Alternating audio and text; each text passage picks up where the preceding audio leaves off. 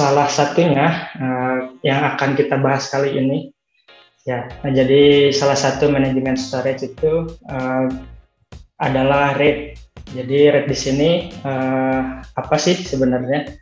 RAID itu kependekan dari Redundant Array of Independent Disk, di mana adalah sebuah teknologi di dalam dunia penyimpanan data komputer yang akan digunakan untuk meningkatkan performa ataupun keandalan sistem penyimpanan dengan adanya sistem atau fitur fault tolerance atau toleransi kesalahan, baik menggunakan perangkat lunak ataupun perangkat keras RAID yang berada terpisah.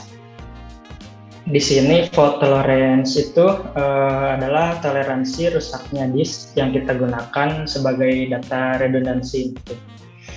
Array sendiri merupakan tipe data terstruktur yang berguna untuk menyimpan sejumlah data yang tipenya sama. Untuk lebih jelasnya, kita akan masuk ke dalam contoh-contoh RAID. Berikut ini adalah contoh RAID untuk software dan juga hardware. Untuk secara hardware, RAID itu menggunakan device yang namanya adalah RAID controller. Nah, device ini tuh adalah perangkat keras yang terpisah, nantinya akan dihubungkan dengan slot RAID di motherboard server kita. Jadi pengoperasiannya pun melalui BIOS ataupun invoking control saat kita melakukan booting. Contohnya ada di slide selanjutnya. Nah, contohnya adalah seperti ini, di mana RAID controller tersebut akan muncul ketika kita melakukan booting server, dan kita harus menginterrupt si server saat booting itu biasanya dengan menggunakan Ctrl C atau Ctrl R.